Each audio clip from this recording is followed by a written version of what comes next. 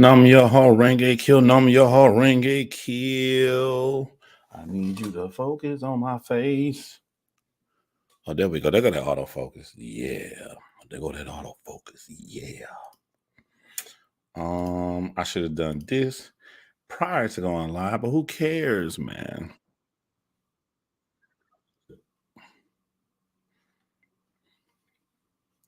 You sign into the right account so I can edit this.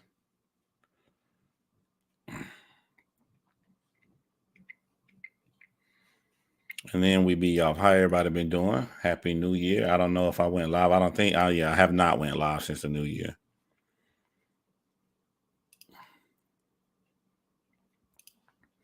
All right, and I had a thumbnail later, man. Let me do this right quick before I leave the crib for the night. What's up, Kevin? Hello, Miss Donald Duck. What's going on? Oh, Mar. How y'all doing this evening, man? All right, I'm struggling. I'm starving. Your boy, y'all know how I do it. You know what I'm saying? I'm on my health kick again. Ain't nothing going in the body but water and working out. So as hell, working out, running. Don't miss a day. Been doing it every day. Been doing actually. This is my first time ever working out with somebody else. I work out with my girl. It's not a New Year's thing. It just so happened to land on New Year's because she wanted to wait. We wanted to wait till I dropped my kids off Sunday, and then we immediately started. So yeah, I'm getting used to it. Getting used to it. You know, it only hurts for the first 2 weeks, and I'm on what, day 5. So I made sure I partied up on New Year's Eve, got my alcohol in, got my fast food in, did all the nasty stuff to my body you're not supposed to do. Because I know I'm finna go for a no, leave that alone. No, I'm about to go for a really long time on my health stuff. I haven't heard about Twerk versus Sick yet, man. What's going on? You know what? I never, from a battle rap people, before I get into the bigger topics, I knocked this one out the way about Tay Rock and Kid Slade because I didn't get my opinion on it. You know what I'm saying? They talking about them doing a one-on-one fight and everything. People want to encourage it because it'll help Tay Rock out because Tay Rock always talking and he never get into a physical confrontation.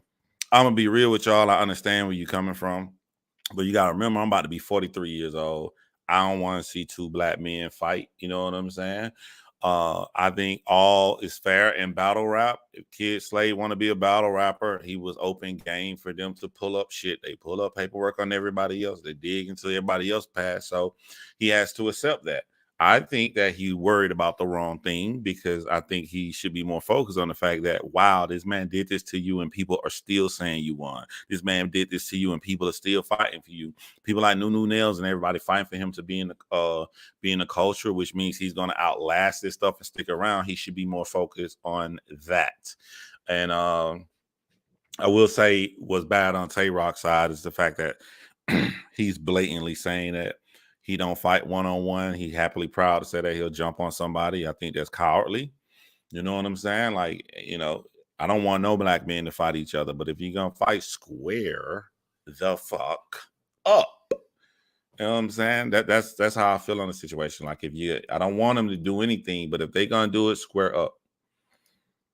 The contracts. I wish I would have watched ARP thing. I did reach out to ARP. He was all positive so far about us doing a podcast together, but we got to talk about that, talk about some details or whatever, and see what's going to happen. I've been so busy away from here, not only with my health, not only with being a father, but going to town with my partner Tony to make sure we finish up the edits on this Jessica Reed documentary. So that's why I've been away. You know what I'm saying? I gotta handle business, gotta handle real life, and y'all know I don't really be YouTubing like I should. So yeah, the contracts with the battle rappers, you got to tell me if I'm right or wrong on what I've been hearing, right? Because I got one ear in, but I'm busy, so I don't know all the details. But it seems that if they pay a battle rapper up front and then the battle gets canceled, the battle rapper still owes a performance, but they don't really pay the battle rapper up front. They pay the down deposit or something like that. I don't know, but like I think what's his name? K Shine. I think it's K Shine. I think K Shine just he wants to go to RBE, which would be dope. You know what I'm saying? But he's saying that he tried. If he tried everything he can and they keep postponing it, then I don't know. I changed my mind on that one. If they keep postponing it and he kept trying, then maybe they don't owe him anything. But I can understand his frustration in that situation. But like, I'm gonna tell you what I have been peeping. I've been peeping the whole community between DJ Academics and which is now led DJ Academics is now led to sort of Destiny, them talking about it, to the No Jumper podcast. I'll go into the details before I speak on that. With Lush from our battle rap community blowing up. It's crazy to see Lush on No Jumper show, being one of the prominent figures from the early battle rap period, from King of the Dot West Coast. It's crazy to see him come up like that. And then that's on the white people side. And then on the black people side, you see Queen's Flip is now a part co-host of the Joe Budden podcast, doing one episode a week. That's crazy, to see these two blow up like that. And I know both of them. I'm really, really cool with Lush. And I'm really cool with Queen's Flip, but that nigga know me. You know what I'm saying? That nigga know me. So it's cool, man. Yeah, I keep up with Big Act all the time. I'm not a fan of Big Act. I'm definitely not a chat nigga. I'm just a quiet nigga that sit on the side and do that. My man said I freestyle. That's what's up, man. Dropped a couple little things. I got some stuff coming out here soon too. What we want to get into first. Yeah, somebody about to get kicked out real quick. Watch this. What we gonna get into first? Let's get into Dana White first. I don't know if y'all have seen the footage, but Dana White, it appears on New Year's, was out with his wife drinking, and they got footage of his wife slapping him. And then Dana White slaps her back. The argument is crazy because stemming from the Meg versus Tory shit, it's stemming from the Manosphere shit, it's stemming from all of this big war that's out right now in the United States that's pitting men against women.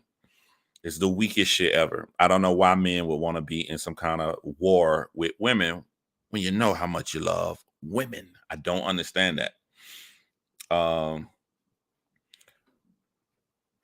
So because of that war, every situation between a man and a woman, people are going to be divided instead of looking at, their own principles and morals that they had prior to the war. So I can look at this two ways, right? People want you to look at it like women say they want to be equal as men. They call for all this equality. So since all this equality is not fair to Dana White, that he is in trouble and his wife is not in trouble because his wife slapped him first. The big key thing that I miss in this situation that I see a lot of people miss and not talking about, the biggest thing I see, maybe let me show the slap. Let me show the slap first so I can point out, like, I don't know why nobody's talking about this right here. Hold on, y'all. I'm sorry. Put my headphones in. What's up, C Ward in the building? What's going on, my boy? Let's see. Let me try to find a clip of Dana White. First, soon I typed his name in, I swear it just said Dana White slaps wife. All right, I found a clip. We're gonna play it here. Share screen, share window. All right.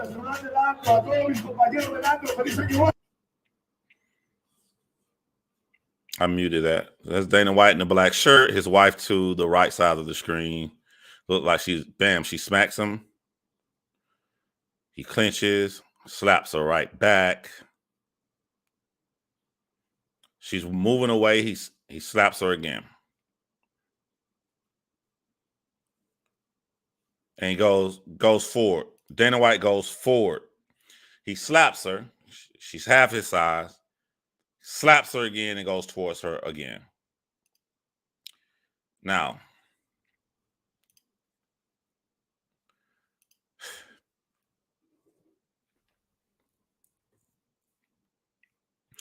I don't know why nobody's talking about the second time he slapped her. If there's just some self-defense and the manosphere red pill guys are saying if a woman wants equal rights, she slapped him first and he slapped her back. It's all love and war. She's half his size. He ran and he slapped her again and then ran after her again. That's the part that I don't understand why no one is talking about. Along with his quote that came out, if I believe to be 2013 or 2014, saying that if you slap a woman, you can't come back from that. Along with many UFC fighters who have had private domestic disputes who got in a lot of trouble by Dana White. As the problem is, who can punish the guy that's at the top of his own organization? What do you do to him? Dana White put out an apology. But what was sickening about the entire situation is the fact that no one went hard on Dana White. ESPN did not go hard on Dana White. Stephen A. Smith has a video where he says Dana White is my friend 8 times more than he says Dana White slapped his wife twice. It's sickening that it depends on who you are and who you know on how information is reported. TMZ makes more money off salacious incidences than being friendly with someone. But it was the people on ESPN that was saying, giving Dana White excuses. My first time seeing the slaps. Like, you're interviewing someone, you typically come down hard on them. But while Dana White was more hard on himself than the people interviewing him. They was giving him excuses. Hey, you was where a lot of alcohol was at, huh? Right, Dana? Hey, there you go, Dana. There's softball. Knock that bitch out the park. That's the part that's sickening to me, that if this happened to anyone else, they would not have done that. I saw an amazing rebuttal from Ariel Helwani, who used to report, well, he still reports on mixed martial arts, but he has to do it without the help of the UFC due to back at UFC 200, he leaked the announcement that Brock Lesnar was going to be fighting at UFC 200. From that, Dana White used his power and influence to kick him out of the building, try to kick him out of the community, until public outcry took up for the reporter. After public outcry took up for the reporter, Dana White, for some time, gave him a press pass, but he wasn't messing with him. He wasn't calling him for questions, and he went to every interview possible to put this guy down, going all the way back to UFC 200. All the way back. It's about to, we're about to be close to UFC 300. So this has been a long, long time ago. What's up, DJ Travo in the building? So with a person as powerful as Dana White trying to destroy your reputation, what do you do in that situation? All right. Let me find his rebuttal, because it was one of the most best things I've heard on this.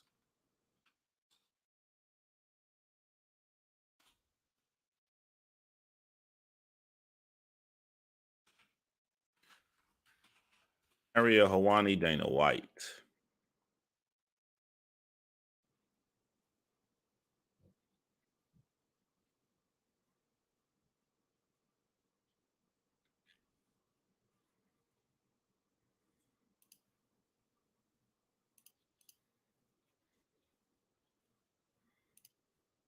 Was so interesting about the TMZ thing was it comes out Monday night. You know, we've talked about timing of stories coming out. When is the last time I reacted to anybody bars? When was the last time I made a video or a live reacting to anyone? Shout out to Ill Will though. He was a cool dude. I met him. If y'all check out the battle with Ill Will versus 40, you look right in the middle of the thumbnail, right dead center. You see me up front. I'm probably the first guy in battle rap history to be up front watching the battle in some dress shoes. Your boy had on them Chris's, boy. I had on them dress shoes, man. I was decked out. I had somewhere to go after that battle, if you know what I mean. But it was cool, man. It was cool that Ill Will gave his all. 40 Bars gave her all. I was at 40 Bars' house the night before that battle, held her rounds in my hand as she said them over and over again. And I'm letting her know, it was every round of that battle, there was one part that she messed up on, one part that was sticky because she scratches and erases and redoes stuff so many times. So when I'm watching the battle, I know what she's gonna say. So when she gets to the part where she's about to mess up at, my heart is beating so fast. I'm like, please, please, please, please don't. And then this girl surprises me. Leave that alone. This girl surprises me. She gets through her third round, and I'm like, it's over. Nah. When I left her house, she wrote more new material. So I'm extremely nervous. I'm like, why did you write more? This is a classic. But she didn't mess up. I think if you did a bar for bar breakdown, I think 40 wiped the floor with Ill Will. But what made that a classic battle, one of the best battles of the year, is his performance, man. He was in his zone. He knew when to be subtle. He knew when to be funny. He knew when to drop the haymakers. I was so nervous standing there because I knew 40 got killer material, but this dude was amazing. I'm like, yo, this dude ain't been this good in a long time. Why he decide this battle to do it? But Ill Will showed out, man. You know what I'm saying? Ill Will hung out afterwards, you know what I'm saying? Came over to the crib, came over to 40 crib and everything, man. So shout out to both of them for putting on a classic. You was reacting. And another thing too, it was hard not to say 40 Bars lines as she said them because I read them all night. It was hard for me not to say because I knew what she was about to come out with. Yeah, they had a lot to say about Tank. That was a lot. Exactly, man. And TMZ is in Las Vegas, where Dana White lives, where the UFC headquarters is. So they gave him softball stuff. Then this is reported on ESPN. The UFC has a contract with ESPN. That's why you got to watch the pay-per-view on the ESPN Plus app. You got to buy it through that. So the two companies that are in line with Dana White was the ones that are the biggest platforms, and they gave him softball stuff. The only pushback, and then like the situation so messed up because if you're a UFC fighter, you know you want to say something, but you're not going to say anything because he's your boss. So therefore, with this conglomerate and other little bloggers coming at Dana White, but they're smaller, he get away with it scot-free. Someone said, Chris said, I was just thinking about that Ray Rice slapping the elevator. Dana's slap was way worse. That was bad because he didn't have to slap her like that. He didn't have to slap her like that twice and then continue to go after her. Anybody with half a brain know that's foul unless you just like beating women. I don't put my hand on a woman. You know what I'm saying? And I've been in a situation where women hit me and everything, man. I don't hit women. And then like what's crazy is Dana White come out with the trailer a couple months ago for the new slap league that's supposed to come on, I think TBS or some shit like that. How can you put out, I think it's canceled. How can you put out a league, a professional slap league right before you slap your wife twice? Like I think whatever contract he got with that channel, they canceled it. He's going to owe him money for it now. They can't put that out. Who's going to watch that? How are you going to have him come up to these people are no name? So the only celebrity there is Dana White. So he's going to come up front and announce a new league and be the main one talking on the episodes right after slapping your wife twice. Bad. Probably lost millions for both of those slaps. He got to grab the wrist, MMA wrist lock, save the slaps when y'all get home. Exactly. I want y'all to watch what he say, though. He's about to kill Dana. Like, Dana White destroyed this man's career so bad that, like, you knew he was going to come with venom, but he took his time. He didn't react when it first happened. He took days, and he wanted to react maturely. He didn't want to be fake and act like he's not personal. He don't have a personal stake in this, but he also didn't want to come with venom. So he found the right medium to get his point across about Dana White. The classic Friday night news drop. We talked about that with the Krause story. There's a massive football game about to be played. There's the Rose Bowl. Is that all? This happened New Year's Eve, they said. So it's a day and a half later. Is this all happening? Is this all getting dropped at this time? So it gets buried? Who knows? But what was so interesting about it was, excuse me, you get the video, and usually how these things are, you get the video and maybe you say reach out for comment, but there's nothing really immediate. It's followed by just a few graphs down, an actual interview with Dana White. And that's followed by a statement from his wife.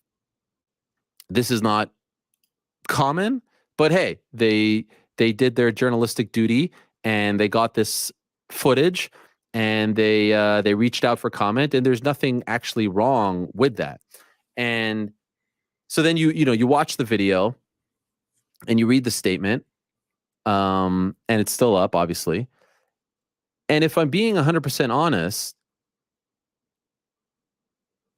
I actually think that if you scrap out all the questions and the back and forth, I actually think Dana handled it as best as he could.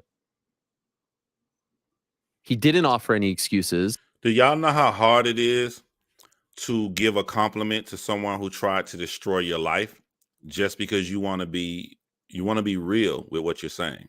And I try to teach people this on my channel. Like I review people debating with each other, and I say, like, you're lying right there. I know you don't like this person, but the way you went about, like, just be honest in that instance, because if you don't like them, there's a real reason you don't like them. And if the real reason you don't like them is true, stick to those facts, and you can destroy a person just on those. You don't have to say you hate everything, because you're going to lose credibility. And that's credible with what he's saying right now. He hates Dana. He's going to say some bad stuff about Dana. But on that specific thing, if you look at how Dana White handled the interview, he did handle the interview perfectly. Even though if I don't like him for slapping his wife twice, he handled the way he responded to it. He took up, he didn't make any excuses. They throwing him excuses to use, and he's ignoring them, and he's accepting whatever to come like a man. On that point, Dana White did handle it correctly. But just keep in mind, the guy talking hates Dana White, and he's still trying to be objective with his feelings. He didn't blame X, Y, and Z. He said, I'm going to have to deal with this. I'm going to have to deal with the comments. I've been one who has said in the past, this is a tough thing to come back from.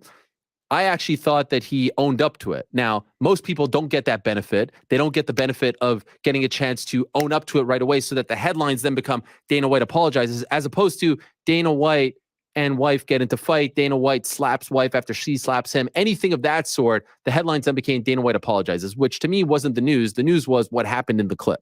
All right, fair enough. What was embarrassing about the interview, what was embarrassing about the interview was the way TMZ handled it. Now, we know TMZ and Dana White are in cahoots, and I've talked about TMZ on this show before, but Harvey and the other guy sitting there and being, oh, Dana, we hear that this is a place where alcohol flows. And Dana, do you even remember anything? They were offering him softballs. They were offering him outs, and he actually wasn't taking them. So actually... And keep in mind now, do your own research. I'm not going to play it. But watch what he's saying, and then go back and just type in Stephen A. Smith, Dana White slaps wife. It's disgusting what Stephen A. Smith did. He kissed Dana White's ass throughout that entire thing. There was no outrage. There was no yet loud voice of how you shouldn't do it. It was just, he's my personal friend. This is a friend. This is a friend the whole time. And it's sickening, man, how the world is. Life ain't fair. You got to learn how to maneuver through this shit, man. See, I take kudos to him on that regard. Kudos to him for not taking the outs that they were offering. Their behavior in that interview, to me, was quite frankly embarrassing. They were trying to say, hey, Dana, we're going to put this out. We're going to give you a chance to respond. We're going to treat you very, very, very, very nicely with kid gloves. And you're going to come out looking and smelling like roses. Now, I want to try to skim through because it's the final part I want to play where he really kills Dana as he talk about Dana destroying his career. The opposite. They do things, they behave, they are the extreme opposite of me. And so if Dana White thinks that of me, I actually feel it's family business, right? It's family business. But then I thought to myself, this is not a private matter. This is a public matter because it happened in the public sphere and it's on camera, and he spoke about it on camera in an interview on the record. He wasn't going to speak about this, but like he's saying what you guys are saying in the audience. If it had been any other athlete, you speak about it. If it had been John Jones, who's got in trouble a trillion times, who actually got into a domestic dispute with his wife, what did he do? He spoke about it. So he's saying, like, I didn't want to speak about it because people know I hate Dana White. But like, if I'm going to be an objective, if I'm going to use my degree in journalism, which he has, then he has to speak about it. He shouldn't cut Dana White any favor because he don't like him. And he's the most powerful and most famous person in the sport, and he is the face of the sport. And so I do have to talk about it, and I will talk about it. And so my thoughts on the video and the incident and the aftermath are as follows. First of all, I can't believe that there are people online that are actually defending Dana White's actions. I can't believe that there are fans, fighters, pundits, if you want to call that, defending Dana White. And guess what? If you don't see them, you're not looking hard enough because they're there. Defending Dana White's actions and saying that because he was slapped first, it's all good. All's fair. Equal rights. Excuse me, where I come from, you get slapped by a woman 10 times, you walk away. I'm sorry.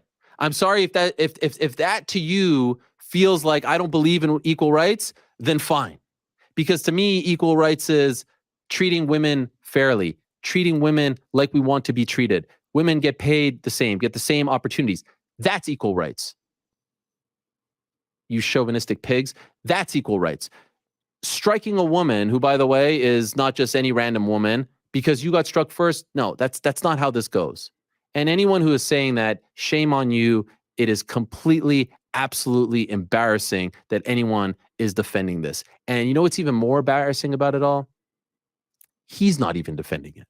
He's not even defending his actions. He's not even offering excuses. But you have fighters rushing to Twitter, rushing to social media to defend striking a woman, to defend striking a woman, to defend striking your spouse. What? What kind of fucking crazy world are we living in? What kind of crazy fucking sport is this? In what you... Hey, buddy, I guess you are too busy to know about this new men versus women war going on. He's a little fucking loser who can't get chicks, so they get mad at him. So they're looking for any reason, which is why no one believed Meg Thee Stallion. They're looking for any reason to have an excuse to come at women. And then you get situations like this. Universe, is this okay? It's not okay. And guess who believes it's not okay? The guy that you are defending. The guy that you are defending.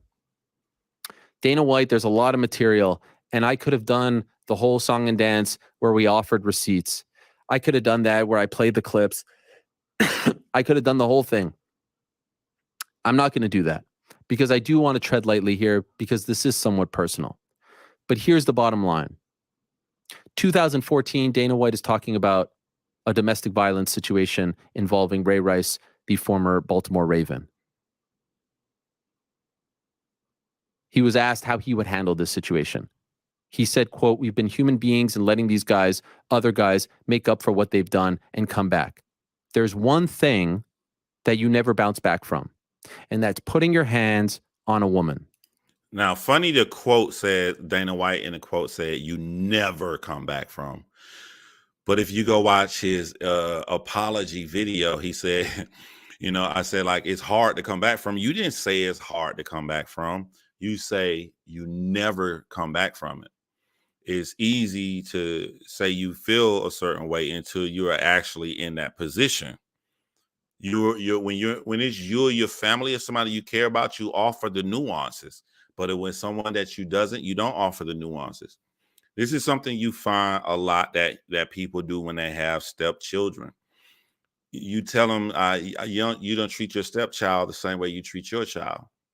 They'll get upset with you because they're like, I treat my stepchild fair. I don't do anything. If I tell my stepchild not to come in after 10 p.m., they come in at 10:05. I put them on punishment. They didn't do anything to me because you're more black and white with your stepchild. But when it's your child, you offer nuances. Oh, yeah, I told not to come in at 10 p.m. They came in a little bit after 10 p.m. But, hey, man, traffic was bad. Or you make up some excuse not to be that hard. So you didn't do anything foul to your stepkid. It's just the fact that you did something, you had more nuances. That's how people are when they more care about a person.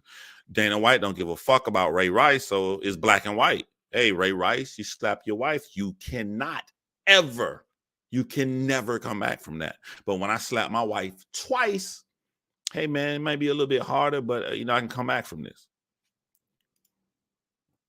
Been that way in the UFC since we started here.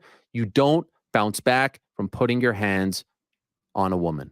End quote. He said that. That's his quote. It's on camera. You can find it. And so my question to all of you is, why does he get to bounce back? Why does he get to bounce back? He said it himself. You don't bounce back from hitting a woman, from putting your hands on a woman. And let's be honest, they have let other people bounce back since then. Most notably, John Jones, who was involved in his own domestic violence situation in September of 2020. And now we're talking about him fighting in a big fight. And there are so many others. Abel Trujillo, the late Anthony Johnson, Luis Pena. Now, usually what happens in the UFC when it comes to these issues, depending on where you are in the pecking order, if you're below, a certain line, you will get released. You will be reprimanded. Yeah. If you're not a great fighter, if you don't pull in money, you're removed from the UFC. If you're in a domestic dispute, you somebody like John Jones, who has 16 million different issues that happen over the span of his career, you're going to get chance after chance after chance after chance due to your popularity, not due to the situation that happened. You're at a certain level, you'll usually get, you'll get away with it scot-free.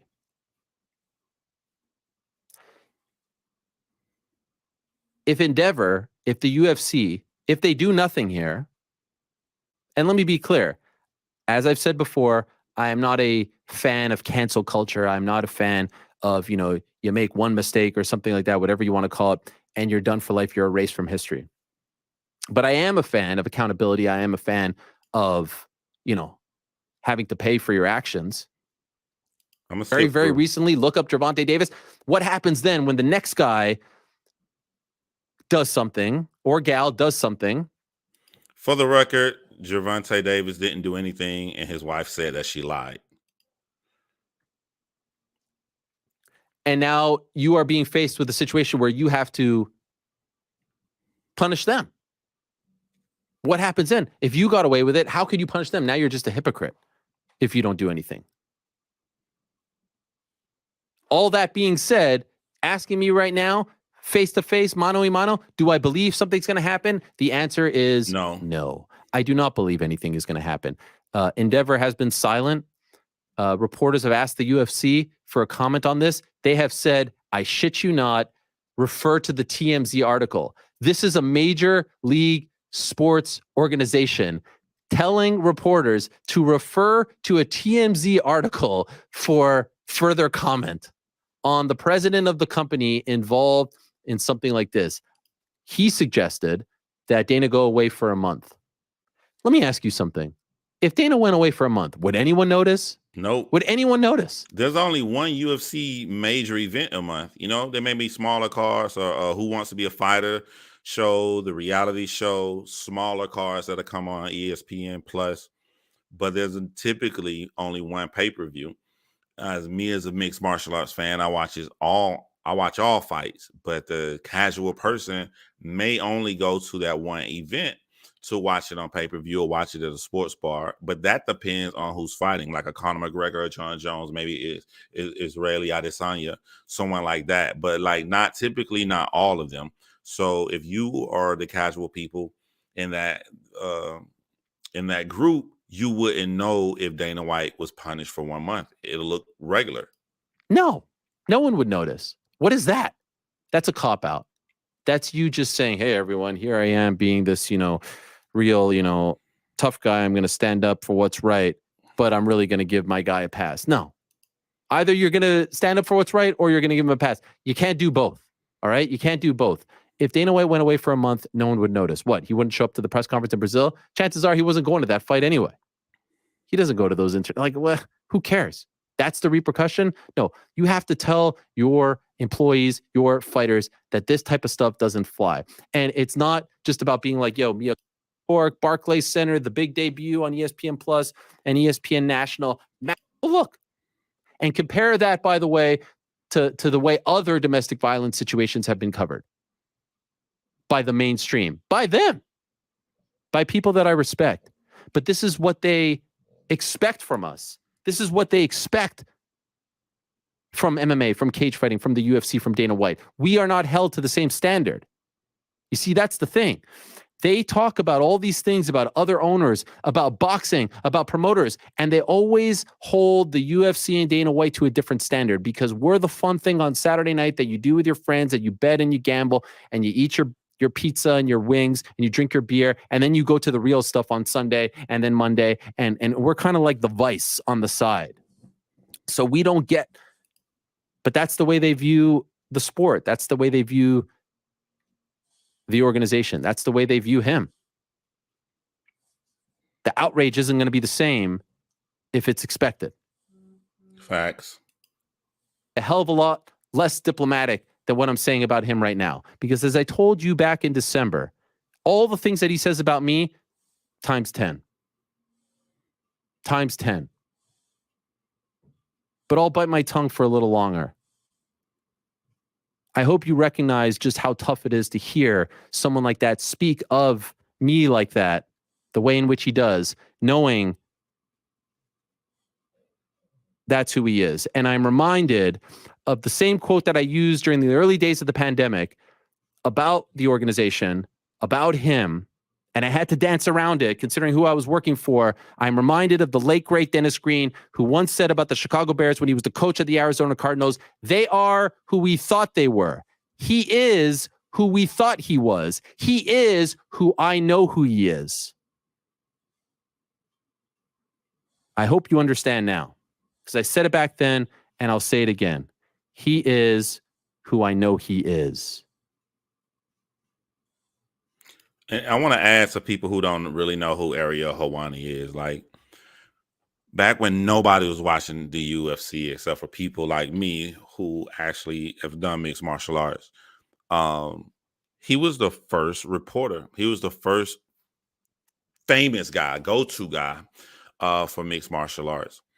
Started all the way from the bottom. He was the first one that a fighter, they say, you want to do an interview? A fighter say no. And then I say, well, Ariel Helwani wants to do it. They'll say yes.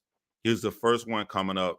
And as the UFC grew, you just knew that he was going to grow until he broke the story that Brock Lesnar, he announced Brock Lesnar is going to fight at UFC 200 before Dana White wanted it. And Dana White lost his shit and just basically stopped his career.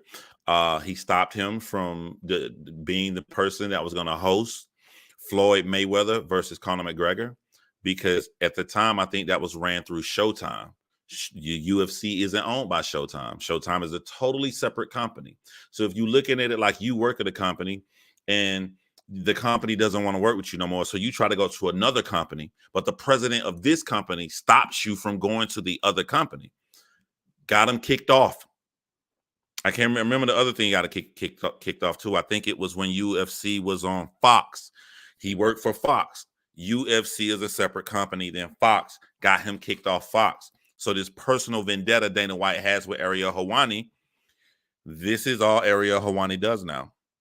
A podcast and this website, MMA Fighting. But his respect from fighters is so much that he's thriving on his own to where he can get all of these interviews. even with Dana White hating him. And there's a lot of fighters that allegedly Dana White goes to. A lot of fighters allegedly Dana White goes to that he doesn't want them to do interviews with him. So he's making his life a living hell. And then now you slap your wife twice.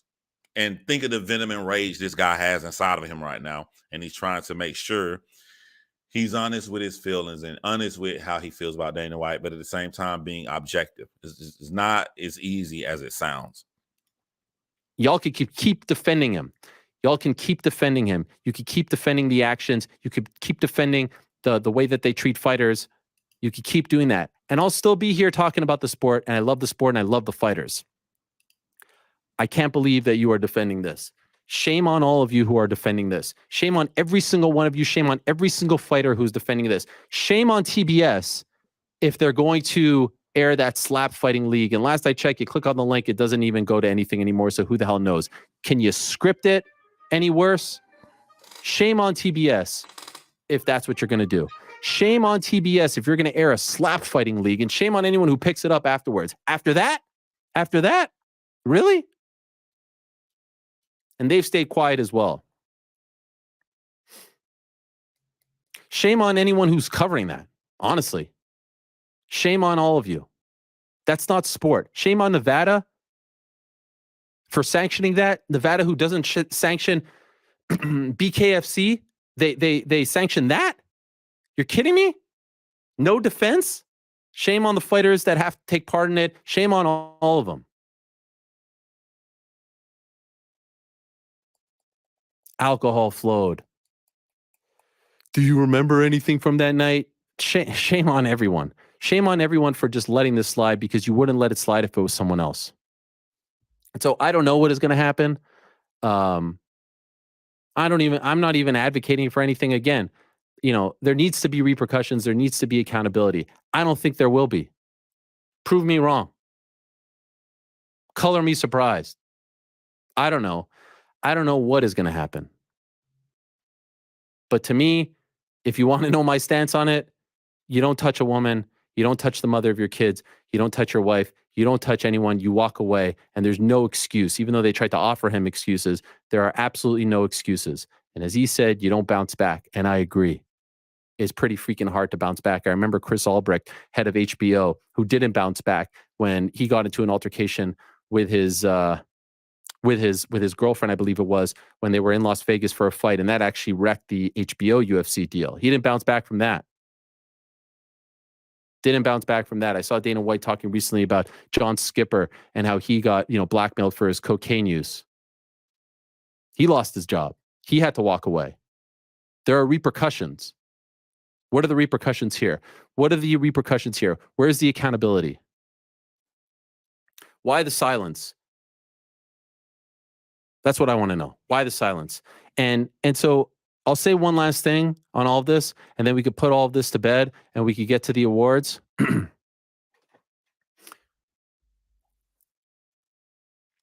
As I said, it's been way too personal. And it has reached levels that I never thought in a million years that it would reach. And I've debated in my mind over the last few days if I go to a certain place, and I'm not going to go to a certain place. I'm not going to go to a certain place because this ultimately isn't about me, and I don't want it to be about me, but it needs to be about the sport. It needs to be about who is leading this sport and who is involved in this sport and the way in which people view the sport. And so I'm not going to go to a certain place. But I will say this. Of all the things that Dana White has said about me, all the lies, all the insults, all the bullshit, all the nonsense, all the mean. Here come the part I wanted y'all to hear. That I love how he does this. I love how he flips this back on Dana White. Watch this shit. Vitriolic, disgusting things that he has said about me. For what? Side note, for what? For breaking some news? For getting it right? For not kissing his ass? For not cupping his balls? For what? Why did he do the hand notion of cupping? Of all the things that he has said, there has only been one. There has only been one that has stuck with me, that hurt me right here, that made me think a certain way, that was like a spear in the heart. There has only been one that has stayed with me, that I can hear it in my brain. And that was back in 2016. That was back after the UFC 199 incident. That was a couple days after the unbanning. And Dana was on UFC Filtered with Norton and Sarah, and he was talking about this whole thing, and he was saying that I was, throwing a pity party for myself, and they were making fun of me, and he was talking about how I was a scumbag and a this and a that, and making and perpetuating these lies. And in the interview, which I'm not going to play, he was making fun of the fact that when I spoke about it on this show in a different studio, I got very emotional. And this is the one thing that when I saw it and when I heard it, I was like, fucking hell, I can't believe he went there. I can't believe he went to this level. I can't believe he stooped so low.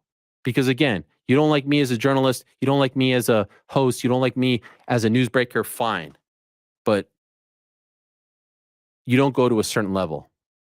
That's what I've always believed. And that's what I've always tried to hold on to, no matter what, even though so many others have tried to make it personal. And in the interview with those guys, if you want to call it an interview, they were talking about me crying, and he said something to the effect of like that I look like a wuss, and your kids are going to see that. Your kids are going to see that one day. And how embarrassed they would be by seeing their father cry, by seeing their father get emotional after he was just, verbally assaulted, after other shit has happened, after he's told his career was over, after he was told that there was a bullet in his head that he was done. Your kids are going to see that. And I could not believe that he would go to that level, that he would talk about my family. That has stuck with me since 2016. That has always remained with me. That's the kind of person that he is. You don't talk about people's families. You don't talk about people's kids. You don't talk about any of that. That has always stuck with me. What are your kids going to say about that? And I'll be honest with you, when he said it, I thought to myself, what are my kids going to say about this? And I know what my kids are going to say. I know what they're going to say. I know forever that they're going to say that, I stood up for myself and I told the truth and all that stuff. I have nothing to be ashamed of. I have nothing to hide. But I've never forgotten it. And so on this day, I'll raise the same freaking question that he raised about me back in 2016. What are your kids going to say about you? What are your kids going to say about your legacy, about the way you treat fighters, about the way you treat people, about your business practices? What are your kids going to say about that video? What are your kids going to say about the kind of person that you are? What are your kids going to say about you? Ask yourself that fucking question. What are your kids going to say about you? Awards coming up. Don't go anywhere. I'll be back in a second. Bars, that little nerd mad, boy. He mad. And I don't blame him. You destroyed this man's career. Like, where can you go to the top if you only report the only thing you haven't reported on football? You haven't reported on he loves wrestling. The only thing he's ever reported on was mixed martial arts. The top as you can go is UFC. The UFC president says you're done. You're blackballed. But they got organizations they work with. They work with ESPN. He was working with ESPN. Not anymore. Dana White made sure of that. Dana White made sure he fucked him over with Fox. Dana White fucked him over with Showtime. What do? A man does that to you. You stop your way of living to support your family. Then he comes out here and slaps the shit out of his wife twice. And then goes after her. Nigga wants some more. I ain't done with your little ass.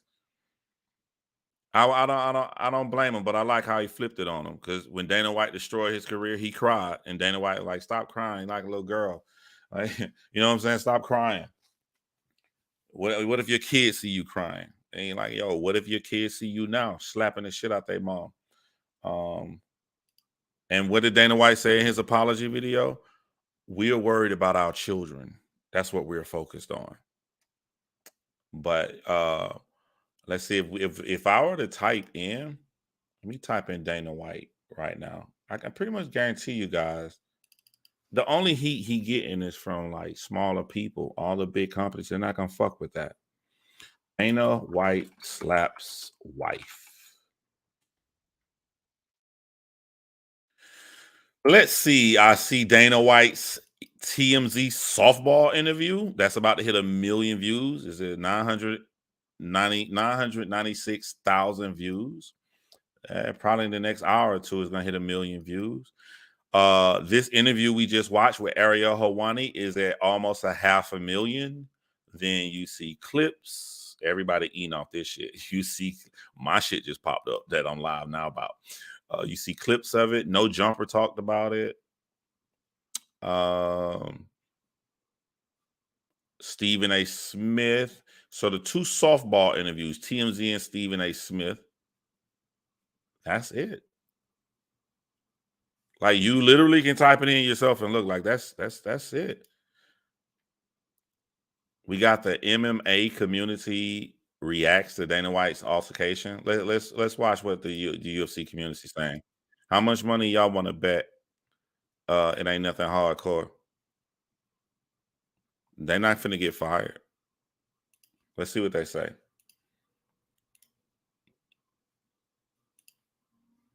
That's not. On his YouTube channel, O'Malley said, "I'm excited. I'm going to go. I'm going to sit front row and observe and watch these two warriors compete. It is a sweet fight. It's at the Apex, but Marlon Moraes did, and then I beat up Cheeto. Either way, it doesn't matter to me. As long as Cheeto disagrees with Dana and breaks down why it's been proven that that's not true." Let me give it the easiest one that I can for you. Who is the person that Dana White wanted the most? Fedor Emelianenko. Hello, and never got him. So to sit there and say that, the best are going to end up here anyways, sorry. It's already been proven that that's just not true. And there's a lot of guys out there that I can tell, come up with the names on. Damn. Look, this guy's good, and he deserved to be, fighting against guys in the UFC. Check this out. I thought this whole video was going to be them responding, right? Look at this right here. The first segment, 2 minutes long. It's an 8-minute video. Second segment. The second segment. No, that's 1:30. 1:30 to 4. Then the next segment, 4 minutes to 5:14. Chael Sonnen explained. The MMA community, 5:44 to 7:06. So a little bit over a minute, about 1 minute and 20-some seconds is all you're going to get, because they're not going to say nothing so their boss can fucking fire the shit out their ass. Let's see what happens. Last night, the video of Dana White and his wife getting into a physical altercation on New Year's Eve was released on TMZ's website. Absolutely zero current UFC fighters have reacted to this situation aside from Absolutely zero current UFC fighters has responded to the situation. Shit, except for these little bit. Absolutely zero current UFC fighters have reacted to this situation aside from Derek Brunson. Brunson tweeted this. He wrote, "If I post my meme, I'm getting fired. Start." The first response, "If I post my meme, I'm getting fired. Start me a GoFundMe and I'll do it." So he's letting you know how he feel, but he's not going to say it again in trouble by the big boss man. "Yes, sir, massa. Eyes, dies, might have blondes real good for you." Shut the fuck up, nigga. Me a GoFundMe and I'll do it. As for the reactions from the MMA community from fighters and media not signed to the UFC, Jake Shields says fighters are the most loyal people in the world, and I don't see a single one defending Dana. That tells you all you need to know about it. A Twitter He said that because Dana White kicked him out of the UFC, so Dana White can't do nothing to him. So he responded. User replied to Shields saying, "Are many criticizing him? I haven't seen much besides yourself." Shields. A woman, she's right. A woman said, have many people criticized him? She ain't seen nobody but Jake Shields because he kicked Jake Shields out. Everybody else under his umbrella, they're not gonna say shit. Replied he will punish them financially. Jake Shields, he will punish them financially. The worst enemy for a fighter to have, but their silence speaks volumes. That's the only way they can respond that they don't like what happened, is that you see silence. You just silence is their actual response, because they'll get fucked up. The worst enemy for a fighter to have, but their silence speaks volumes. Another Twitter user tweeted at Jake saying, "How can he punish someone financially? They have a written contract." You're very fucking naive. Let me go back. He said, how can he punish someone financially? They have written contracts. Make them fight the weakest motherfuckers on the card to finish out that contract and kick them the fuck out. Or just kick them out. Contracts aren't really written fairly, because they got to go by the contract, but the UFC doesn't necessarily. A lot of fighters leave before they finish out their contract. You can make someone's life a living hell. You aren't protected by that. Tweeted at Jake saying, "How can he punish someone financially? They have a written contract." Shields replied, "They can drop you off at any time. They say I either cut you. I just said that. Jake Shields is on it. They can drop you off at any time. They say I either cut you or you take 30% pay cut. They do this all the time, and fans get mad when a fighter asks for more money in a winning contract. Or you take a 30% pay cut. They do this all the time, and fans get mad when a fighter asks for more money when in contact. It looks like this segment is all Jake Shield. Anybody else got some balls in his bitch? Brendan Schaub says, oh, damn. I thought it was the new embedded for the slap league. After Brendan Schaub. Of course, so Brendan Schaub is another guy Dana White hates and shit. And Brendan Schaub left the UFC, blew up, got a really big podcast, friends with Joe Rogan, one of Joe Rogan's best friends. Got in comedy because of Joe Rogan. Brendan Schaub is living his best life after the UFC, so he can talk shit to Dana White. Dana White hates him, though. After Dana released a statement, Brendan quote tweeted it. He wrote, all jokes aside, handled it the right way. Corey Anderson says no way this is the first time he's hit her or her hitting him. They both react. Forgetting who Corey Overtime Anderson is. I wonder if he's in the UFC. Someone let me know that. No way this is his first time hitting her or her hitting him. They both reacted with zero hesitation as if they've done it before. Acted with zero hesitation as if they've done it before. Luke Thomas says very not great. Dan Hardy tweeted, it's hard to know what to tweet in moments like this. Dan Hardy says it's hard to know what to tweet in moments like this because the boss got mad at little Dan Hardy before.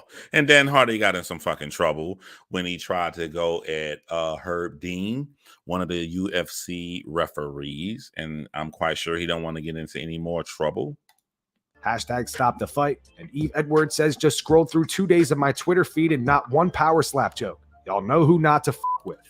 I just scrolled through 2 days of my Twitter feed and not one power slap joke. Y'all know who not to fuck with. And that, my friends, is the end of the segment. So really no one fucking spoke out on this. Motherfucking house Negroes. I don't believe none of them. Ariel is the most professional reporter and Dana tried to do him dirty. It's not over with as long as Ariel Helwani is in this field, he will be marginalized. And especially after this, after all the backlash and Dana White go back to normal, which should be any day now since nobody really came in on hard, he's going to go right back to him. We're going to get into this no jumper situation. Flakko Torres versus Lush. This is interesting because Lush one again came from the battle rap community. We all came in, real cool guy, one of the pioneers of the West Coast battle rap. But now he's the big guy on Adam 22 podcast. I watch that shit religiously. I watch all clips. You know what I'm saying? The almighty over there. You know what I'm saying? I like how Adam, he doing some shit I would want to do. He built his YouTube channel and then built a team that he slowly backed away from. Adam 22, one host. Adam 22, another host. Adam 22, another host.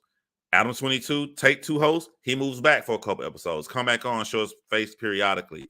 But he's making the fans get used to not seeing him so he can go in the background and run the business while he builds other personalities that you guys like. He can still make his millions and enjoy time with his wife and his daughter and the porn he makes with them. Her, not them, not his child, but with his wife. That's some shit that I do. I would want people to work for me so I wouldn't be in the forefront all the time. I love being behind the scenes. Shout out to my man Caliber who joined. It's always entertaining seeing how media covers issues like these when the person is black versus when they're white. He's not just white. He's Dana White. He's Dana White. He's Dana White. You know what I'm saying? He's white and powerful. So let's move on to this Flakko Torres situation. So I'm trying to say the best way to explain to people who don't watch like Adam 22 like I do. Okay, here we go. I'm gonna try to do this right. There's this fucking nerdy guy, really nerdy guy, who doesn't strike fear in anyone. He comes across as the guy that people would easily pick on. And he stutters. So he came to relevancy because he's a fan of DJ Academics and his mannerisms are sort of like DJ Academics. When you hear Flakko talk, he sounds like a student of DJ Academics, except for the difference between Flakko and DJ Academics. I think DJ Academics has a lot more intelligence And he's learned because DJ Academics came in being a little pushover too, but he been in the game long enough that now you're not gonna fuck with DJ Academics. He's gonna be held to pay. So now you have to strategically think: do I want to fuck with DJ Academics? DJ Academics has his love-hate relationship with Adam 22 and the No Jumper podcast. The No Jumper podcast is Adam 22's podcast where he got all these hosts, where now Lush One is a host on there. So they keep fucking with Flakko, and I shit you not, I want to show you guys something. I want to show y'all this. It's No Jumper clips. This is crazy how they fuck with this dude. No Jumper clips. I want y'all to look at how many videos. Now, Flakko Torres, not Flakko Torres, that's a fucking rapper I know. Flakko. Hold on. Share. Look at this right here. I want y'all to look at this right here. Dum, dum, dum, dum, dum. We're going to count how many videos they made. So I guess before we count the videos, I should let y'all know.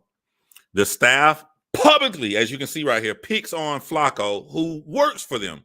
He's on their staff. If a motherfucker working on my team, ain't nobody fucking with him. They in my family. Ain't nobody fucking with no nigga over here. So if you fuck with somebody over there, they all gonna help each other, except for Flakko, the little nerdy pushover guy. They know they can do this, and they get content out of. The guy's polarizing. Polarizing means you don't have to be good or bad. It's just people can't help but fucking watch him. Can't help but watch Flakko. So they giving Flakko the big interviews. He just interviewed, what's the Muslim name? I forget who's going around. And then he did I didn't think you'll see the people over here. He getting all the why are you giving the nerdy guy the big fucking interviews if he's useless? You know you like him. You know he bringing the views. So what do you do to this guy who's supposed to be your staff member? You get all your other staff members to attack this black man. So look how many videos. Let's see how many videos. 20 hours ago, there's a Flakko video they talking about. AD on Flakko causing too much drama. The next video, Terrell on Flakko. Smack calls out Lush. Flakko. There's 3 Flakko videos right here within one day. Here's another one. Flakko. This is in one day. Flakko. What we at? 5, 1, 2, 3, 4, 5. 5 videos on Flakko in a day. I know that ain't all of them. Here's another video. 6 in one day.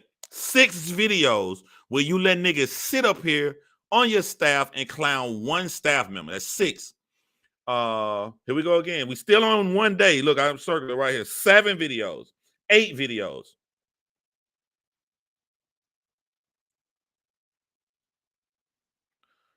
I'm not done. I know for a fact they talked about it more than 8 videos. Let's go down some more. AD calls out Monday Crew for bullying Flakko. Shout out to AD for trying to take up for him. What is that, 9? Here's 10 videos. This is all in one fucking day. 10 videos, my nigga. 11 videos. 12 videos. And then they finally get to talk about Dana White slap. But before that, 13 videos. We're on day 2. Finally on day 2. 12 videos in one day. 13, 14, 15, 16. This is fucking ridiculous, man. This is bullying. 17.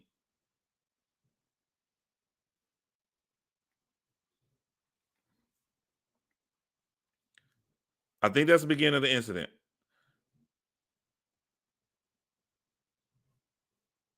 Nope, those are normal videos for Flakko. 17 videos. No. We don't come down here because when he got into DJ Academics, this is where you see where niggas ain't real. But we stopping at 17 over one incident, and I'm gonna go over the one incident that makes 17 videos about. I'm gonna go over that in detail. That's one incident. Now here's another incident.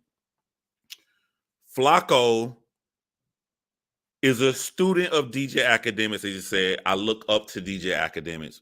He don't work for him, but them niggas is strangers. That's a nigga you watch YouTube on. They strangers, right?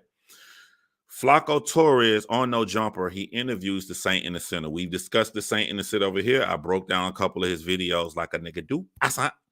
But Flakko decided to interview Saint in Center. The Saint in Center hates DJ Academics. They fucking hate each other. DJ Academics feel, why the fuck are you at work? Because he works for No Jumper. Why are you at work interviewing someone who hates me? That's his fucking job. And DJ Academics does this daily. He does this all the time to people he cool with. If he's going to be content, he'll interview 2 people that's beefing with each other he's supposed to be cool with.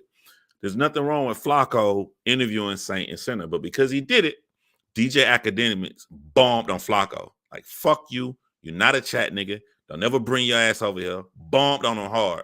Now, this is some real bitch nigga shit. After DJ Academics bombed on Flakko, the No Jumper crew that he works for, DJ Academics did just bomb on Flakko. He said, fuck No Jumper, fuck Adam, fuck all y'all niggas over there. The whole crew. This nigga dusted off the whole fucking crew. You know what the crew did after a nigga dusted them off? We ain't talking about fighting. We talking about words, my nigga. Y'all scared of a nigga saying words? This nigga bombed on the whole crew. The whole crew said, yeah, man, you know, DJ Academics was mad, man, but it's really Flakko's fault. So they start bombing on Flakko. Weak nigga shit. This is some real weak nigga shit. I can't stand weak nigga shit. They start bombing on this dude. So let's go into that. We got 17 on one incident I haven't told y'all about. This is the DJ Academic incident. 18. No, I'm gonna do them differently. 1, 2,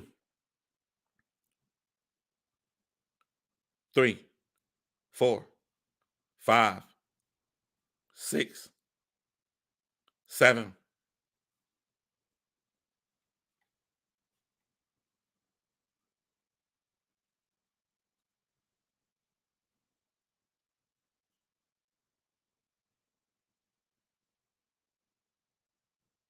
I only want to call out the one. Hold on. 8. Then they canceled Flakko's show on No Jumper. He doesn't have a show. He's still an employee for No Jumper because they need that nigga because he polarizing. So they give him the big interviews. But the show, the Monday show he had, they took it from him because another nigga that don't work for him bombed on him instead of helping the nigga. Where we at? 7? Right here. This 8. 9. 10.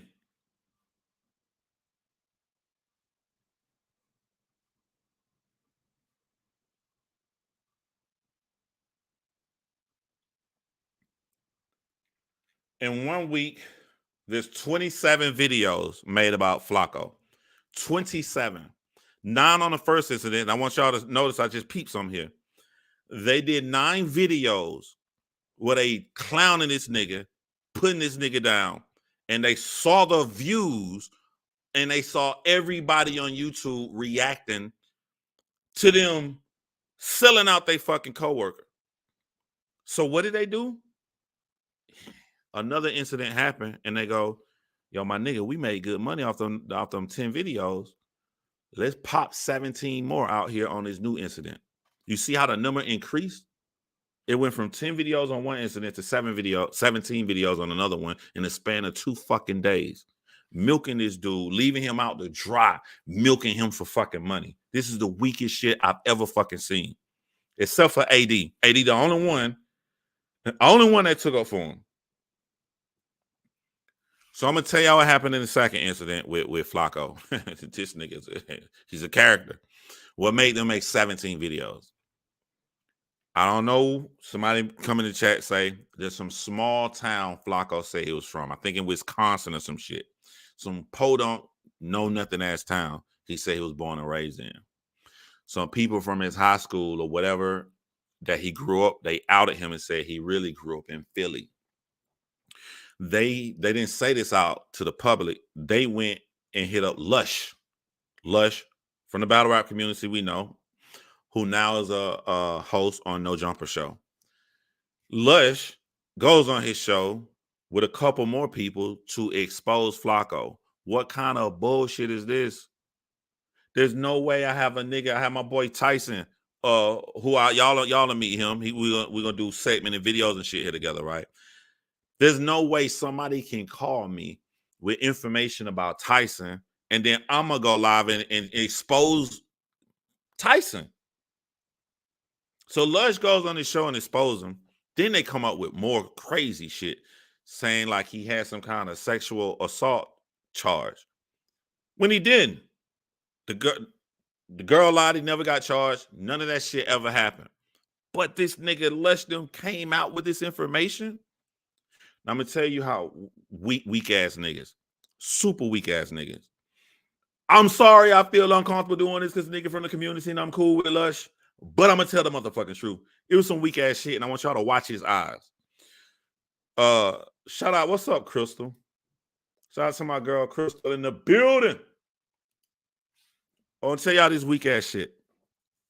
Flakko always stutters, but Flakko a big nigga. He one of them big soft niggas. Flakko remind me of one of them slow niggas in school that like, yo, if you really knew your size, you could beat the fuck out of a bitch. You would knock a nigga out. But he's soft. He don't understand this. But when they brought up them sexual allegations on him and he's sitting there with his co-host, he wasn't scared no more. He had enough. The nigga then had 27 videos in 7 days made about him. He finally had a fucking enough. And he asked them niggas for a fade. Step outside, yo, we gonna fight. Now watch what happened when he asked them niggas who been clowning him, who's supposed to be his team, watch their body language. Watch none of them get up when he throw his headphones and go out. So watch these niggas. Pussy nigga shit, bro. Pussy. I gotta go find it because y'all see it's 1,000 some odd fucking videos that made about him. Hold on, let me see. Flakko asked for the fade. Damn, that shit pulls up by itself. Flakko asked for the fade. All right, now that's DJ Academics. And then DJ Academics getting paid too, because DJ Academics goes live and he watches the video of Flakko asking for the fade. Then Lush apologizes to Flakko. Oh my God. Y'all bully the nerd, and when the nerd ready for to throw them hands, y'all don't do shit. When you go out your way to find people to come on. See what he said? When you go out your way to find people to come on the show. Look at they smile. This is some weirdo shit, bro. Y'all supposed to be on the same team. Look at these 3 niggas on the couch. They don't give a fuck about Flakko. Bash your coworker. When you have a conversation with somebody at 5:15 p.m. and then we talk at 5:42 p.m. and like you don't tell me, yo, bro, like this person is gonna be on, and you actively try to ambush me, right? And then that nigga is bragging all throughout Facebook, yo, I got paid to talk on the phone, which I think he might be capping, because I think Vashti said that he did not get paid, but he's definitely capping. If he's adamant about he got paid, then Lush and him is in contact. I would assume that, that something happened there, but that's not the case though, right? And he did not get paid. Right? Like, so the like, where you from conspiracies, all right, cool, bro. But where I won't tolerate it, bro, is, yo, I got a last name, bro, and we are very prideful people, dog. Like, my last name, I would die for that, bro. You feel me? Like, I would lay that shit out and crash out for my last name, dog. So when I see niggas saying that I have an open case and then implying that it's something sexual of nature, dog, I can't let that go, Lush. You feel me? Right? When did he do that? I didn't catch that part. Yeah. No. Right? Lush told niggas that I had an open case out, and insinuating that it's something sexual of nature. Now again, bro, I cannot tolerate that. And as a man, dog, as a man, yo, win, lose, or draw, Lush, I need that fade outside, yo. Let me unmute my motherfucking self. That nigga said, as a man, I can't tolerate y'all talking about my name. I need that fade. I need that fade, Lush. Look at Lush's face. Niggas, let me tell y'all what I learned about high school and why I got in trouble out fight all the time. Niggas expect you to play a certain role. Oh, nah, nigga, I'm the fighter. Oh, nah, you the smart one. So I'm supposed to say something to you, supposed to say something back. Nah, nigga, you gonna have to goddamn prove it. I'm finna flick this dirt in your eye, put my thumb in your shit. You gonna have to motherfucking prove it. I have to motherfucking prove it. You did like, so like, you look at this shit like science, man. I remember 3rd grade, transferred to another school. When you transfer to another school, you don't know nobody roles. You don't know who the bully is. You don't know, they just motherfucking kids. I get in line in 3rd grade, some nigga talking shit to me. You know what was in my head? Know what was in my head? That nigga came up and pushed me. Motherfucking Red got behind me like Morris Chestnut and the Best Man. And all I heard was my mama say, Montez, if somebody hits you and you don't hit them back, I'm going to beat your ass. Beat the shit out this dude. Beat the shit out this dude. I didn't know that was the class bully. I didn't know he was the guy fucking with everybody else. He was just a kid, and the nigga put his hands on me, he gonna get these motherfucking hands. I may have reacted different had I known his title was the bully of 3rd grade, but he don't know shit. So you see this shit happening a lot. Lush supposed to be the cool. I'm in the cool kids club, nigga. I'm gonna pick on you every day. But in reality, look at them 2 niggas on the couch. Who will win in the fight? Lush won or Flakko? Flakko will beat the shit out of Lush. Flakko, I will put my money on Flakko any fucking day. Flakko will beat the shit out of Lush. And Lush, my nigga, I'm cool with Lush. I'm cool with him. The nigga know me. I'm just telling the truth. So you're in your bubble because you're in the cool kid club talking about this fucking guy. But when he say, I want to fade, the word fade means one-on-one. Fade pulls you out of the bubble. Now it's mano y mano. Now none of that title shit matters. You got to throw them motherfucking hands. Can't nobody save you. Look at his motherfucking face when Flakko asked for that fade. Win, lose, or draw, Lush, I need that fade outside, yo. Word. I need that fade outside, yo. Now, if he really about that life, if he really, nigga, let a nigga say some shit like that to me. I don't give a fuck. You 9 feet tall. Let a nigga say some shit like that to me. If Lush a real nigga, soon as Flakko like, yo, I want that fade, the way you been talking about him, my nigga, you supposed to, he still laid back on the couch chilling. Out of jump like, yo, you want that fade? Nigga, we all employees. We all like, ain't nobody finna run and tell we really can fight. I was in the Air Force. I had a problem with the Marines because they went off titles. You're not supposed to say some shit back to me. You're in the Air Force. Nigga, suck my dick. We both just left high school, nigga. You just a motherfucking 19-year-old like I'm a 19-year-old. I got into it so much with them. We was by a C-130. We're doing a fireman exercise. And this Marine was talking shit. And somebody came and whispered, the sergeants, you had a Marine sergeant. They're like our teachers, like they're our instructors, had an Air Force. They done went off and whispered somewhere and said they're going to let us fight. I ain't believe it at first. They came whispering to me. They're like, look how they back turned. Look at the teachers walking away. The teachers walked away so they won't get in trouble. They're going to let it. I like, oh, this for real? Is they for real? Please tell me. This for real? Like, I ain't trying to get kid out of the military. The motherfucker walked away and I saw it for real. Beat his ass. Beat his ass. Little ass white boy. Little white boy. Just because he was a fucking Marine. You think I give a fuck? Stomp the shit out of nigga in some fireman boot. In some fucking fireman boot. Give a fuck? You think it mattered that you Marine and I'm Air Force? Nah, nigga, it's mano y mano time now. Give me that ass. You know what I'm saying? These niggas be talking and they not really about that fucking life. Why Lush one still chilling on the couch? Let's see it. Let's see, do he say anything remotely back? He's smiling and shit. Flakko not playing. That's my last name you playing with, dog. Nah, bro, it's not like that, bro. This nigga Flakko. Look at Lush face. He trying to figure out what to do. This nigga said. I thought you were gangster, nigga.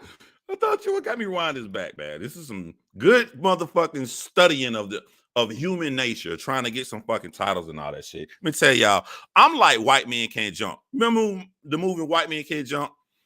He would sit on the ground and purposely look weak because he knew they were going to pick him.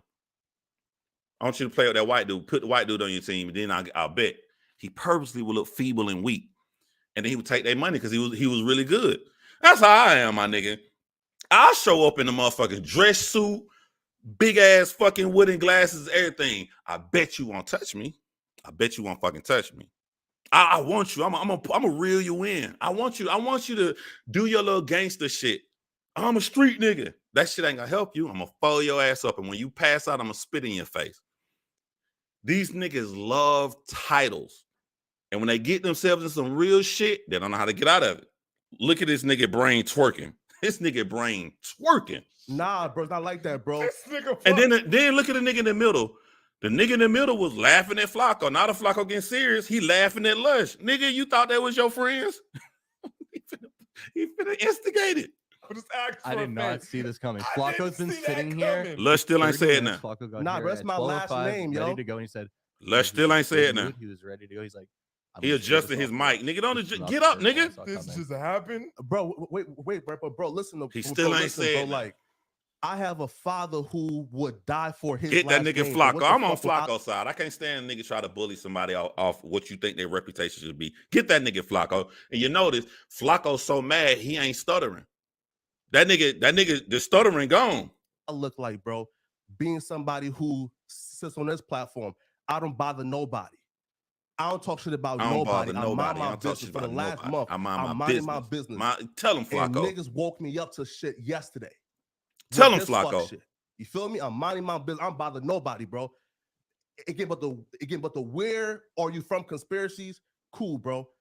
But to put that smart on my last name, I can't tolerate that, bro. I need my fade outside, Lush. I need my fade. Oh, he looked at him. He said, I can't tolerate that shit. Nigga ain't stuttered at all. I need my fade. Now Flakko done got cool. This nigga hands moving like he a rapper. I need my fade outside. That nigga done turned cool. He so mad. Yes, nigga. This nigga mad. Lush still ain't said nothing. Nothing. Get it, bro. Hold on. Oh, took the headphones out. He walked outside. He ready.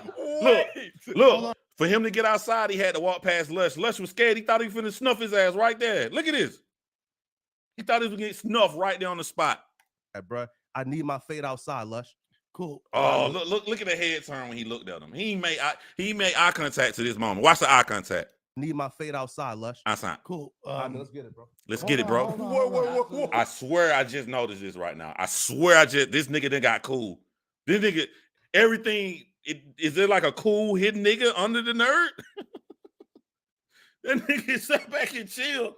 Swerve around. Need my fade. Let's go, my nigga. Let's go. Let's go, my nigga. Outside, Lush.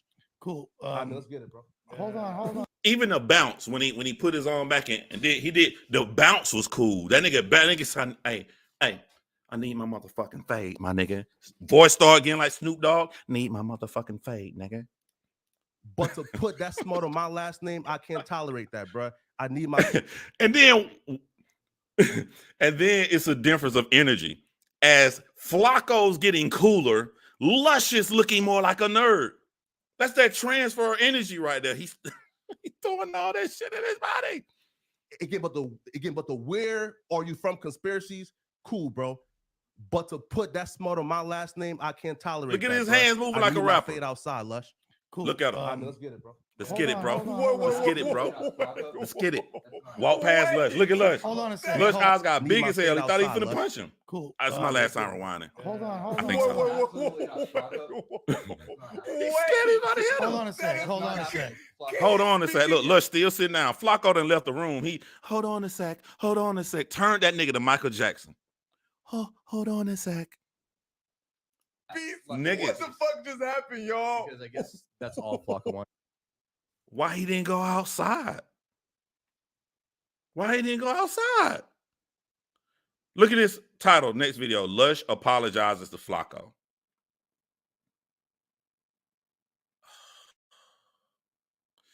T-Rail, another dude that be on the show. T-Rail on Lush not accepting Flacco's fade.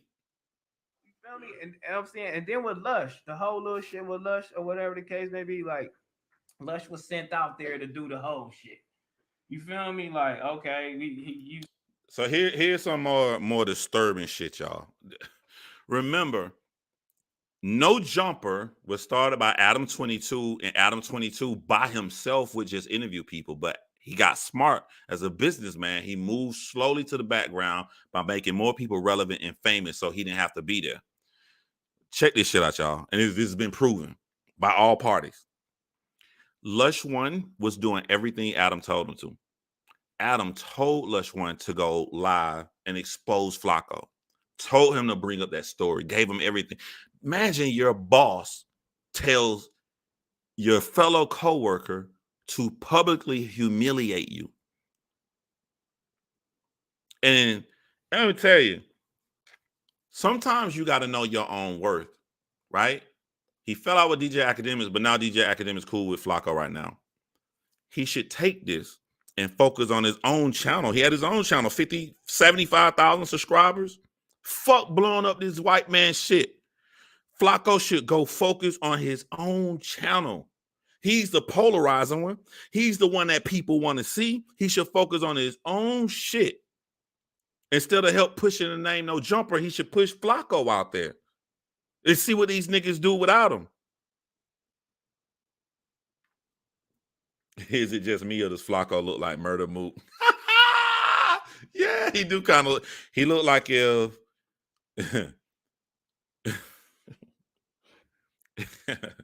he look like, what's them cereal they said Khloe Kardashian looked like? Frankenberry. He looked like if you miss Murder Mook with Frankenberry. That's it. I swear, if you mash the motherfucking faces together, that's Flakko. My motherfucking boy Caliber said, pussy. Yep, pussy. I need Oprah money. What's up? I need Oprah money. But Lush always seems soft where he get off trying to bully somebody. Crystal said, Flakko looks like O-Red to me. Yeah, he do sort of look like O-Red. O-Red look like if you mix Flakko with, what's that, Lilo and Stitch, the little alien blue thing, the Disney one, the little, he with the Hawaiian girl. He parades black men around on his platform. Yeah, he got all the motherfucking people in the hood running his show to fight each other while he just sit back now, do porn with his wife and collect his check. I ain't gonna even get mad at Adam for that. I'm not mad at Adam. I'm mad at niggas for letting Adam do that shit to him. Now I can't unsee that Mook comparison. Yeah.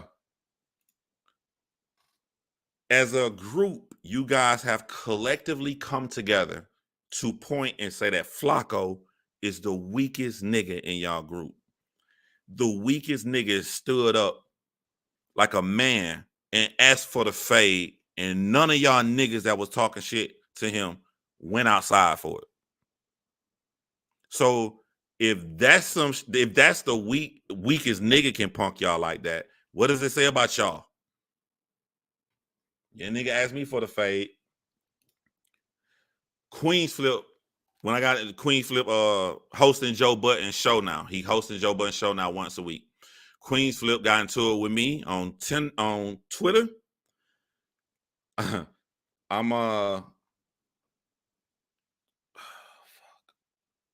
I need to be charging my phone. Lord knows I do. My shit just went dead.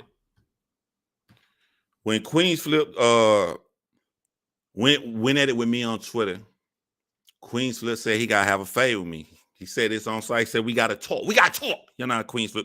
We gotta talk. See you. I'm at work one day.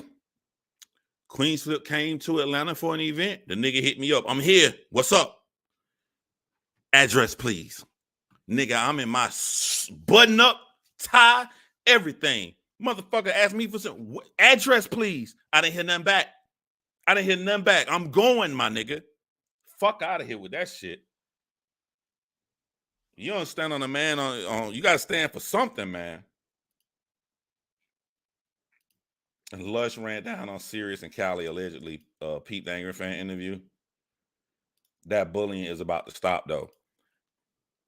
I don't know if DJ Academics told Flakko this, but he need to, even if he decides to stay at No Jumper and use his publicity, he needs to every interview, he needs to constantly push people to his own channel. And while pushing people to his own channel, he needs to keep making content for that channel because he can blow up.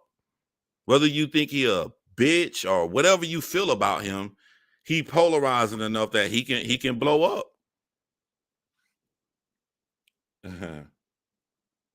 But yeah, that's what I had to say about that right there. Now I'm gonna do my last third final segment and shit. I get ready to shower, get ready to go to my girl. My final segment is just wrapping up the Tory shit because y'all haven't heard from me since the audio recording came out, the video of Meg in the back of the shed, Kelsey for interview came out. Damn, that shit had to make it really hard to be on Tory Lane's side. And the fact that the driver was supposed to be a witness for the defense and didn't take the stand. I'm gonna go backwards. Like, of all the clips that came out, the clip that affected me the most was the sound of the gunshots. I don't know why, but it took it from being a case. It took it from being a salacious topic we could talk about to like, this man really could have killed this woman. It wasn't no pow, pow, pow, pow, pow. That shit said pow, pow, pow. Pause. Pow, pow. Just after I heard the shots, the second thing I clicked on and saw was her crying in the ambulance. It was in that order. Like, this shit really happened to this woman, man. Then when I saw the text messages in my face where I can read them, where he apologizing to Meg the next day, and then I heard his call where he's apologizing to Kelsey, none of them actions are, I'm so sorry, you know, I would have never did no shit like that. I know you'll never speak to me again. I was just fucking drunk. That's not an apology on I'm sorry I snitched and told your friend I was having sex with you too. Anybody can see that. He did it. He did it off the alcohol. He doesn't even know why he fucking did it. He did it. I know why he did it. He did it because of his personality. He did it because of that little man syndrome. He did it because he always felt like he got to prove something. He goes overboard. What makes him a great lyricist? Them fucking 9-minute raps and all that goes overboard. That's good. Nigga can rap. But all of these consistent altercations he got in, if you a Tory Lanez fan, you should be happy he was found guilty. Because, stop, when you get away with something that bad, the next shit is going to be worse. The next shit probably land him in prison forever, but he wasn't going to stop. One of the most craziest things I saw in hindsight, when I first saw it, it wasn't that big deal, but in hindsight, after I know this nigga shot fucking Meg, the craziest thing was going back to read his tweet with him bragging, saying, I apologize for fucking two best friends. We have a text message where he's apologetic. He knows he's in trouble. He's in jail. We have a jailhouse phone call. He apologetic. But when he get out, when he think everything all good, he's laughing at these women. One who he allegedly beat up in the parking lot, according to Kelsey's testimony. This is after he shot. One he shot at and shot. You see the police video. That makes it tangible. That makes it real. Blood on the ground. Hearing that shit, it made me feel like I was a victim to social media as well. I didn't get off on this scot-free because I first said that I don't see how they convicted him. Even if he did it, I don't see how they convicted him because I'm going off what the blogs were reporting, the biased blogs. If there was no biased blog, if you just took the information that we now are privy to, all of us can get, all of us have probably already seen online.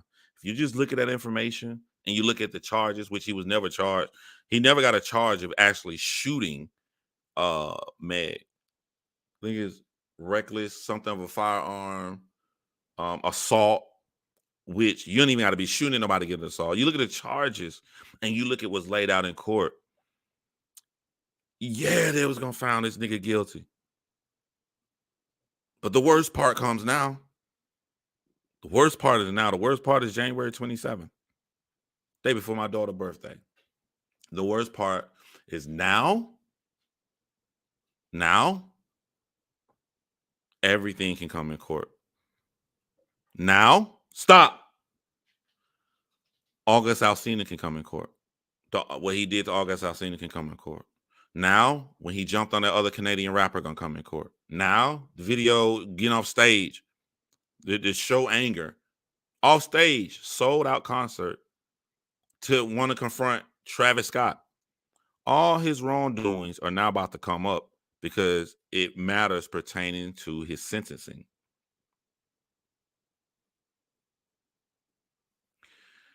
He didn't just hit August Alsina. August Alsina walked past him and was out of the room. I wanted y'all to look at it from the standpoint of 12 jurors. August Alsina was down the hall. He saw out August Alsina for 3 seconds. He didn't shake his hand. Reach out his hand. August didn't shake his hand. He walked down the hall all the way to the elevator. They had to go around a corner from the video. Tory stops after August didn't shake his hand, and he looked shocked. And when he notices people laughing at him because August didn't shake his hand, right there is a thought. Right there is why he shot Meg Thee Stallion. In this video clip, before he goes and assault August Alsina, right there when he has time to think, you hear a girl on camera tell him, don't go do that. You already in trouble for shooting Meg. They gonna play this at his sentencing. You have the opportunity, and this is after you committed assault on Meg, and on video, you have fans standing in the hallway telling you not to go commit this assault on August Alsina, who has done nothing to you. And with that thought right there, he thought and made the decision to run down that hall, turn around the curb. But it gets worse. He doesn't just hit him, bust his shit all up, blood everywhere. He doesn't just do that. He owns the footage. No one owns the footage. If it's really about getting your get back, nobody has to know. I knocked this nigga out. I'm done. It's cool. But what does he do? He leaks. This man who is waiting trial, who could serve up to 24 years, leaks the footage to DJ Academics, and then it gets out online. This is the Napoleon complex. He wants the world to know while he's waiting trial for 24 years, I ain't got no problem being a criminal, assaulting people. This is going to come back on January the 27th to bite him in the ass.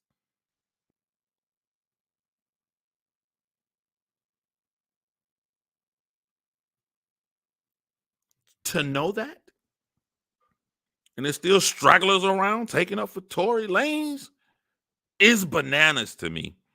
Because I know deep down inside to them, it's not about Tory Lanez. It's not like they out there buying this nigga music and shit. It's about the war with men versus women online.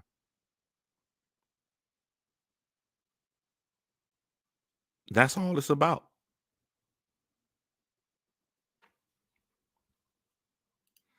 Yeah, Tory has officially outed himself as a goofy. Yep, facts. Flakko could go on no jump every day and say, I'll drop all y'all niggas. I think Flakko can get all of them in a one-on-one fight, except for I don't think he can get AD. And then a lot of times it's all mental. It's the belief you have in yourself, because physically, Flakko got some size on him, but he can't get AD, and I don't know if he can get Almighty. Almighty uses his little size to his advantage. Nigga, Almighty been in plenty fights. Nigga swinging. He coming at you swinging. So like I don't know. Possibly depends on how much you believe in it. But everybody else, I think Flakko will wash them, and he don't realize he can wash them. Stitch, yeah, man, yeah. But man, I'm finna get up out of here, man. I gotta get my last little smoothie in for the night. And go get ready to have me some fun, man. Y'all hold it down. I'll make the thumbnail later. Shit, fuck it. Maybe I'll just make it right now before I get ready, because I don't make it right now. So I'm gonna sit here and make my little thumbnail for it, man. Y'all make sure y'all leave a comment. Make sure y'all thumbs up the video.